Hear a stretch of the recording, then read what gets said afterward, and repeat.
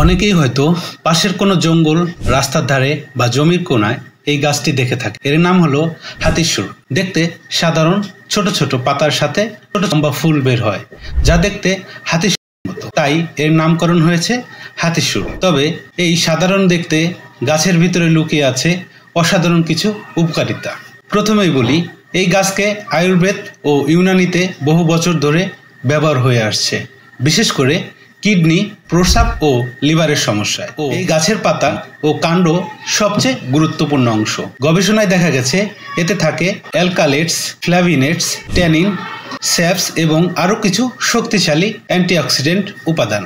এই উপাদানগুলো একসাথে কাজ করে কিডনি পরিষ্কার রাখতে, প্রস্রাবে ইনফেকশন কমাতে, ইউরিন আটকে থাকলে তা সহজে বের হতে সাহায্য করে, কিডনির দুর্বল কার্যক্ষমতা ধীরে ধীরে ঠিক করতে, কিডনি ও লিভারের উপকারিতা। অনেক সময় দেখা যায় কারো পা ফুলে যায়, প্রস্রাবে জ্বালাপোড়া করে বা প্রস্রাব আটকে থাকে, এগুলো কিডনির সমস্যার লক্ষণ। হাতির সুর গাছের রস এসব ক্ষেত্রে ধীরে ধীরে কার্যকর ভূমিকা রাখতে পারে।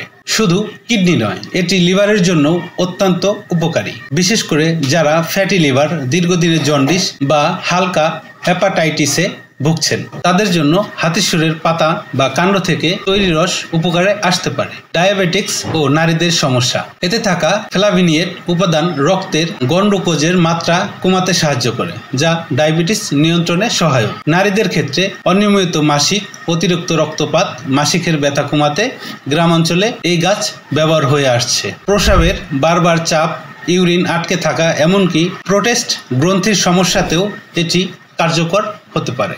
ব্যবহার পদ্ধতি, আমি নিজ হাতে এই গাছের ব্লেন্ডিং করে রস বানিয়ে পরীক্ষা করেছি। সাধারণত দুটি পদ্ধতিতে ব্যবহার করা যায়। সকালে খালি পেটে আধা কাপ পানিতে 5-6টি কচি পাতা ফুটিয়ে খাওয়া, 4 চা চামচ পাতা কচি করে সেদ্ধ করে ছেঁকে পান করা। সতর্কতা, সবাই এই গাছ খেতে পারবেন না। গর্ভবতী বা সদ্য সন্তান প্রসব করেছেন তাহলে অবশ্যই চিকিৎসকের পরামর্শ নিতে হবে। প্রথমবার খেতে চাইলে অল্প দিয়ে শুরু করতে হবে। অতিরিক্ত খেলে পেট খারাপ, মাথা ঘোরা বা বমিভাব হতে পারে। এটি শরীরে ঠান্ডা আনে, তাই সপ্তাহে 2-3 দিন খাওয়া সবচেয়ে ভালো।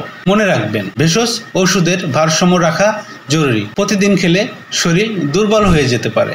তবে কিডনির প্রাথমিক সমস্যা, ইউরিন ইনফেকশন বা পাথর জমার ক্ষেত্রে হাতির সুর একটি দারুণ ঘরোয়া সমাধান হতে পারে।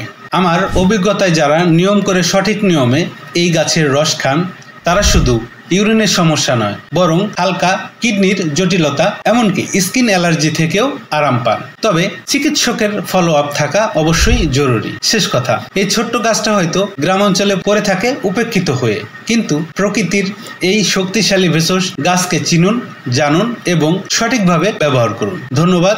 সুস্থ থাকুন, ভালো থাকুন। এখন সময় 360 চ্যানেলের সাথেই থাকুন।